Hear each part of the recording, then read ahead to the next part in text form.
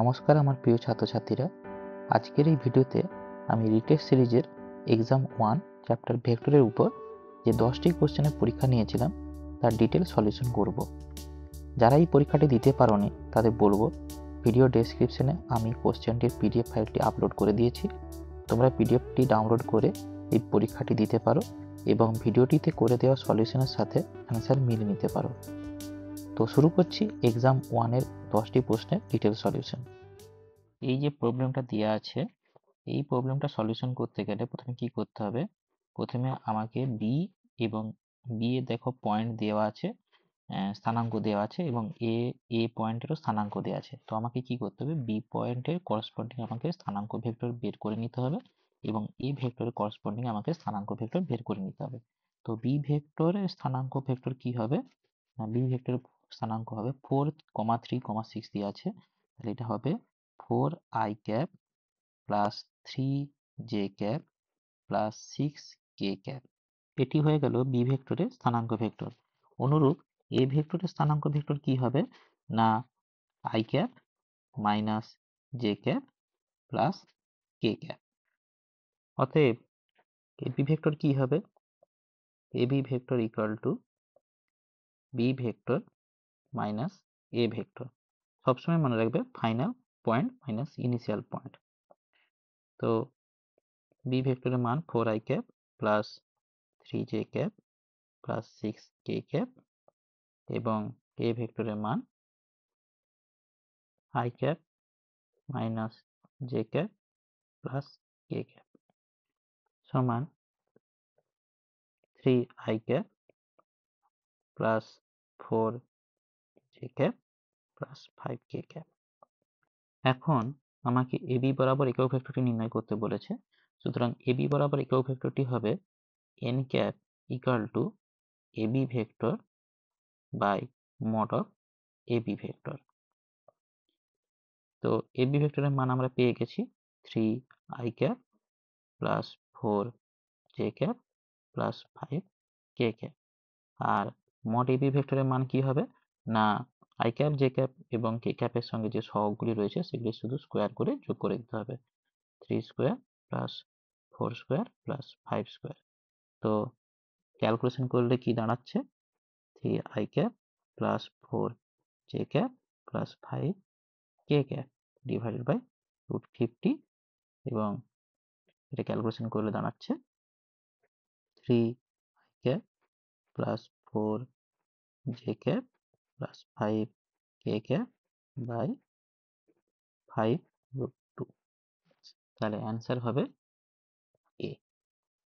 দ্বিতীয় যে কোশ্চেনটি দেওয়া আছে, এখানে দেখো আমাকে ফোর্সের মানও বলে দেওয়া আছে, সরণের মান বলে দেওয়া আছে এবং কি বলা আছে যে কৃতকার্য শূন্য হলে এর মান কত। তো আমাকে এর মান নির্ণয় করতে হবে। তো আমরা জানি কৃতকার্যের ফর্মুলা W ইকুয়াল টু বল ডট সরণ। যেহেতু কৃতকার্যের মান শূন্য, সুতরাং F dot S equal to শূন্য। এবার আমরা ফোর্সের মান এখানে বসিয়ে দেবো 4i cap plus 3j cap plus 3k cap এবং সরণের মান 3i cap minus 3j cap minus ak cap equal to শূন্য। পরের লাইনে i ক্যাপের সাথে i ক্যাপ গুণ করলে আমরা পাই 12, j ক্যাপের সাথে j ক্যাপ গুণ করলে পাচ্ছি -9 এবং k ক্যাপের সাথে k ক্যাপ ডট গুণ করে পাই -3a ইকুয়াল টু শূন্য। পরের লাইনে 3 - 3a इक्वल टू 0 और 3a इक्वल टू 3 और a इक्वल टू 1। সুতরাং এই কোশ্চেনটির উত্তর হবে অপশন বি 1। এখানে বলা হয়েছে mod of a plus B equal to mod of a minus B হলে a ও b এর মধ্যে কোণ কত। তো কিভাবে এই কোশ্চেনটির উত্তর করতে হবে? না, mod of a plus B equal to mod of a minus B. এর পরের লাইন আমরা কি করব? বোথ সাইড আমরা কি করব, স্কোয়ার নিয়ে নেব। তো বোথ সাইড যদি আমরা স্কোয়ার নিয়ে নিই, তো এখন আমরা জানি যে a প্লাস বির হোল স্কোয়ার সমান কি না a square plus B square plus 2a vector dot B vector equal to similarly a minus B whole square এর কি হবে formula, a square plus B square minus 2a dot B. এখন আমরা a dot B কেন লিখছি, এর কারণ হচ্ছে দেখো আমরা জানি ভেক্টর ডট প্রোডাক্টের একটা নিয়ম আছে, vector dot A vector equal two A square. তো এখানে স্কোয়ার আছে, সেই জন্য আমরা a প্লাস বি এটাকে এভাবে লিখতে পারি, a plus B equal to mod of a plus B whole square. তো যাই হোক, এবার আমরা এখানে আছি, তো আমরা দেখতে পাচ্ছি বোথ সাইড এ স্কোয়ার বি স্কোয়ার এ স্কোয়ার বি স্কোয়ার কেটে যাচ্ছে, এবং মাইনাস 2ab কে যদি আমরা এই পাশে নিয়ে আসি, তাহলে লাইনে আমরা লিখতে পারি 4a dot B vector equal to 0 or a dot B equal to 0।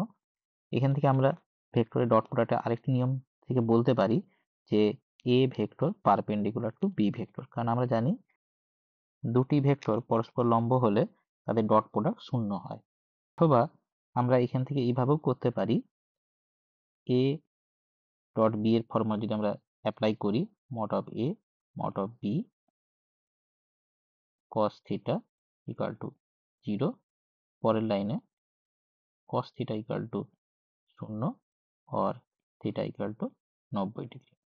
এইভাবেও আমরা অ্যান্সার বের করতে পারি, অথবা ডাইরেক্ট ডট প্রোডাক্টের ফর্মুলা লাগিয়েও আমরা অ্যান্সার নির্ণয় করতে পারি। তো 3 নম্বর কোশ্চেনের অ্যান্সার কি হবে, 3 নম্বর কোশ্চেনের অ্যান্সার হবে বি। এখানে দেখো 4 নম্বর যে কোশ্চেনটি দেওয়া হয়েছে সেটি খুবই সহজ একটি কোশ্চেন। আমরা এক্ষেত্রে একক ভেক্টরের ডাইরেক্ট ফর্মুলা শুধু ইউজ করব, তাতেই আমাদের অ্যান্সারটি বেরিয়ে আসবে। তো আমরা জানি একক ভেক্টরের formula n cap equal to vector divided by সেই ভেক্টরের ম্যাগনিটিউড।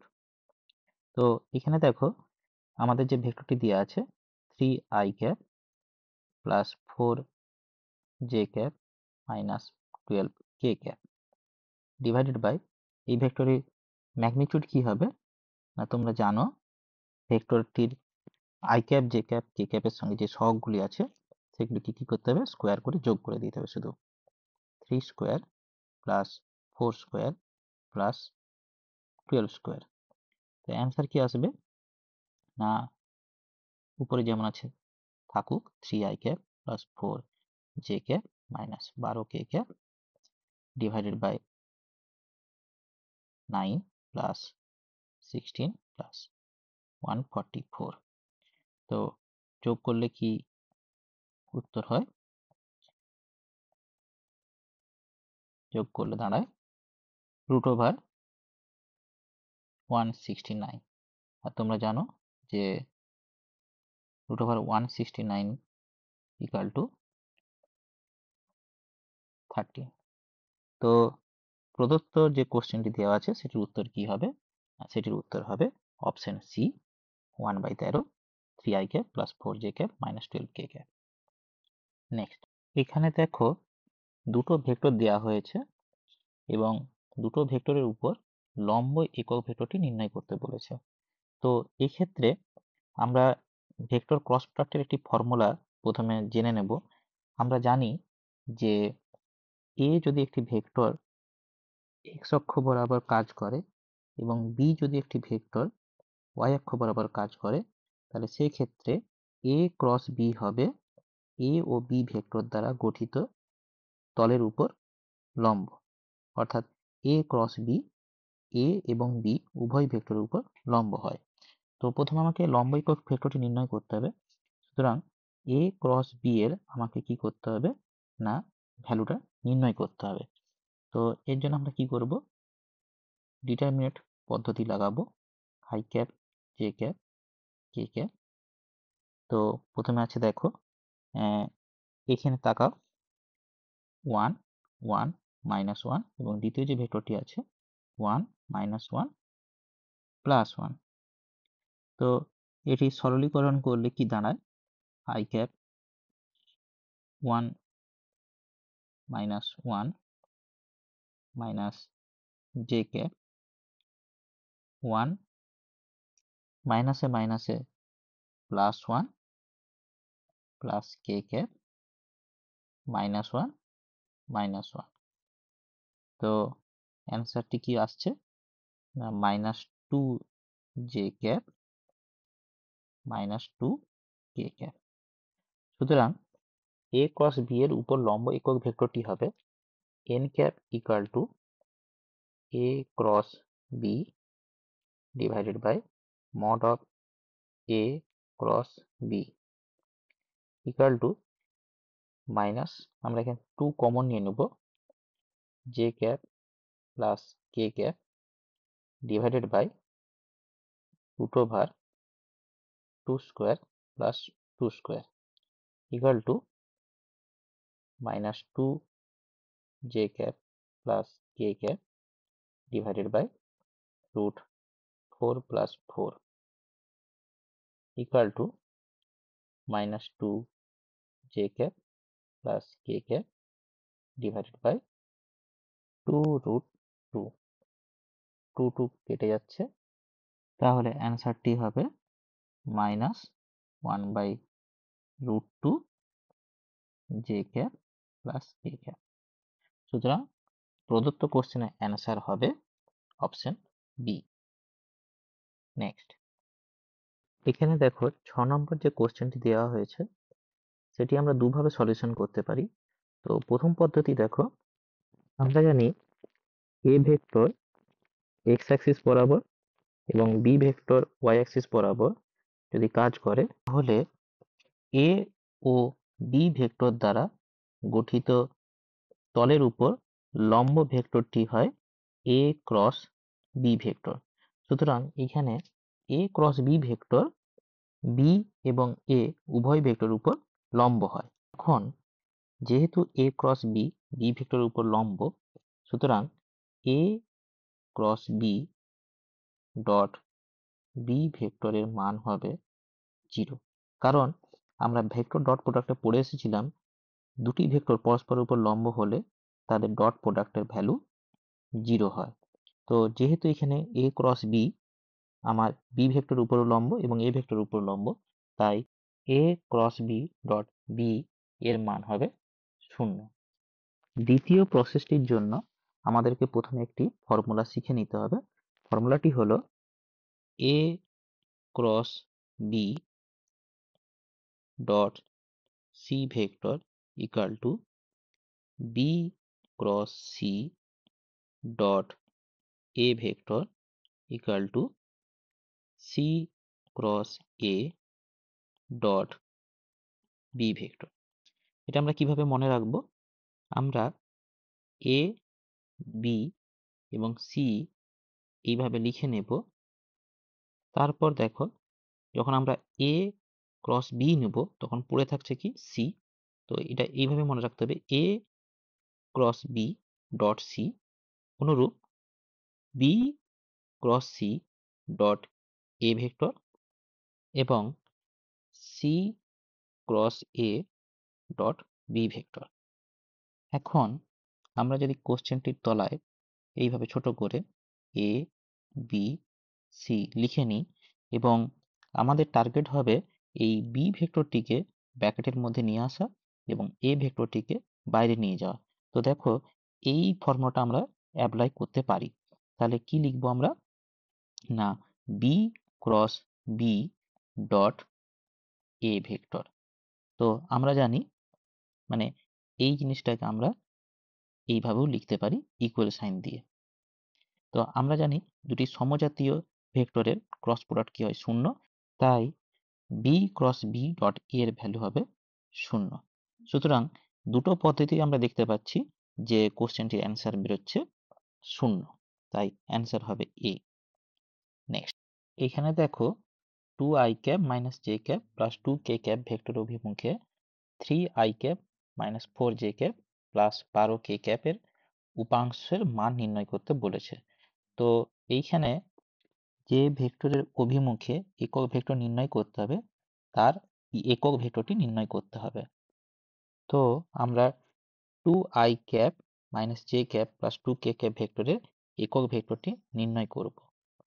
তো একক ভেক্টর যেটি ফর্মুলা সেটি আমরা যদি এখানে প্রয়োগ করি তাহলে পাই 2i cap minus J cap plus 2k cap divided by root over 2 square plus 1 plus 2 square equal to 2i cap minus J cap plus 2k cap divided by root 9 অর্থাৎ 2i cap minus J cap plus 2k cap divided by 3।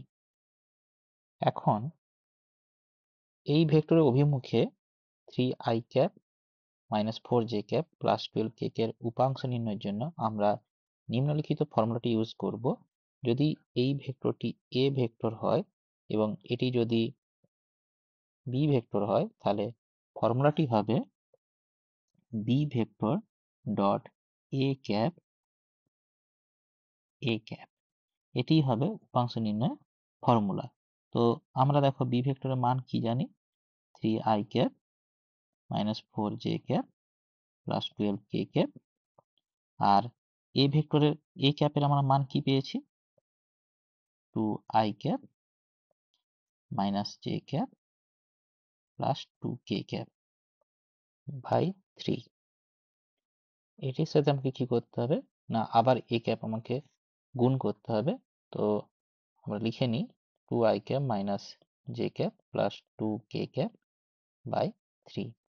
এখন b vector ও a ক্যাপের dot product করলে আমরা পাই 3 দুগুণে 6 মাইনাসে মাইনাসে plus 4 এবং 12 দুগুণে 24 বাই 3, এবং a ক্যাপের মান যেমন পড়ে আছে তেমনই থাকবে 2i cap minus j cap plus 2k cap by 3। এখন এটিকে সরলীকরণ করলে কি পাচ্ছি আমরা, 34/9 2i cap minus j cap plus 2k cap. সুতরাং এই কোশ্চেনটির অ্যান্সার কি হবে, অপশন এ। 8 নম্বর কোশ্চেনে দেখো আমাকে বলের মান বলে দেওয়া আছে এবং সেই সাথে বেগের মান বলে দেওয়া আছে, এবং আমাকে কি নির্ণয় করতে হবে, ক্ষমতার মান নির্ণয় করতে হবে। তো আমরা জানি ক্ষমতার সাথে বেগ এবং বলের সম্পর্কটি হলো p equal to f dot V. তো এখানে দেখো ডট প্রোডাক্টের ভ্যালু আমাকে নির্ণয় করতে বলেছে। তো সিম্পল আমরা ডট প্রোডাক্ট করলেই উত্তরটি বেরিয়ে চলে আসবে। তো এই ক্ষেত্রে আমরা ফোর্সের মানটি লিখে নিই আগে, 60i cap plus 15j cap minus 3k cap dot বেগের মান 2i cap minus 4j cap plus 5k cap. এখন আমরা i ক্যাপের সাথে i ক্যাপ, j ক্যাপের সাথে j ক্যাপ এবং k ক্যাপের সাথে k ক্যাপ গুণ করলে আমরা উত্তরটি পেয়ে যাব। তো উত্তরটি কি হচ্ছে দেখো, 60 দুগুণে 120 মাইনাস আর 15 গুণ করলে কি হচ্ছে, প্লাস 15 গুণ করলে মাইনাস 60 এবং মাইনাস 3 প্লাস 5 গুণ করলে হচ্ছে মাইনাস 15। তো ক্যালকুলেশন করলে আমরা কি পাচ্ছি, 120 মাইনাস 75 ইকুয়াল টু 45। তো 8 নম্বর কোশ্চেনের উত্তর কি হবে, অপশন সি 45 ওয়াট। 9 নম্বর কোশ্চেনটি খুবই সহজ প্রশ্ন একটি। এখানে দেখো দুটি ভেক্টরের ক্রস গুণফল ও ডট গুণফলের অনুপাত আমাকে বলে দেওয়া আছে 1/√3। তো আমরা এটা কিভাবে সলিউশন করব, আমরা ধরে নিচ্ছি দুটি ভেক্টর হলো a এবং b। অতএব প্রশ্ন অনুযায়ী আমরা লিখব a cross b by a vector dot b vector equal to 1/√3। এখন আমরা কি করব, a ক্রস b এর যে ফর্মুলা আমরা জানি সেটি আমরা লিখব। আমরা জানি a ক্রস b এর ফর্মুলা কি, mod of a mod of b vector sin theta divided by A vector dot B vector আমরা ফর্মুলা লিখে নেব mod of a vector mod of b vector cos theta equal to 1/√3। এখন দেখো mod of a mod of a mod of b mod of b কেটে যাচ্ছে, তাহলে পড়ে থাকছে কি না sin theta বাই cos theta। আর আমরা জানি sin theta বাই cos theta কি হয় না tan theta equal to 1/√3 or tan theta আমরা জানি 1/√3 tan 30 ডিগ্রির মান, অতএব থিটার মান কি হলো না 30 ডিগ্রি। সুতরাং এই প্রশ্নটির উত্তর কি হবে অপশন এ। নেক্সট 10 নম্বর কোশ্চেনটিতে দেখো y অক্ষের সঙ্গে a ভেক্টরের মধ্যে কোণ নির্ণয় করতে বলেছে। তো আমরা জানি কোণ নির্ণয়ের সবথেকে সহজ ফর্মুলা হলো ডট প্রোডাক্ট। তো y অক্ষের সঙ্গে মানে যে ক্যাপের সঙ্গে a ভেক্টরে আমাকে ডট প্রোডাক্ট নির্ণয় করতে হবে। তো তার জন্য আমরা কি করব, ধরে নিচ্ছি b ভেক্টরের মান j ক্যাপ। এখন আমাকে a ভেক্টর ও b ভেক্টরের মধ্যে ডট প্রোডাক্ট নির্ণয় করতে হবে। তো a ডট b সমান আমরা কি জানি না mod of a mod of b cos theta or পরের লাইনে cos theta equal to a vector dot b vector divided by mod of a vector by mod of b vector। এখন a dot b এর মান আমরা নির্ণয় করব। a dot b কি হবে মান √3 i cap plus j cap dot j cap। তো আমরা জানি i dot j এর মান 0 এবং j dot j এর মান 1, সুতরাং a dot b এর মান হলো 1। এরপর আমাকে mod এর মান নির্ণয় করতে হবে। mod এর মান কি হবে না √3 এর স্কোয়ার মানে 3 আর যে সহগ কত আছে এখানে 1 মানে 1। তো অ্যান্সার আসছে কি √4 মানে 2 এবং mod b এর মান কত না mod b মানে j ক্যাপ। তো j ক্যাপের mod b এর j ক্যাপ হচ্ছে একটা ইউনিট ভেক্টর, তাই mod b এর মান কি হবে না 1। সুতরাং cos θ এর মান আমরা কি পাচ্ছি 1/2। তো আমরা জানি cos 60 ডিগ্রির মান হাফ হয়, তো সুতরাং থিটার মান এখানে কত আসছে না 60 ডিগ্রি। সুতরাং 10 নম্বর প্রশ্নের উত্তর হবে অপশন এ। তো এই হলো রিটেস্ট সিরিজ 2024 এর চ্যাপ্টার ভেক্টরের উপর এক্সাম 1 পরীক্ষার 10টি প্রশ্নের ডিটেল সলিউশন। এর পরের ভিডিওতে আমরা এক্সাম 2 এর প্রশ্নগুলি ডিটেল সলিউশন করব। তো আপাতত আজ এই পর্যন্ত, ধন্যবাদ।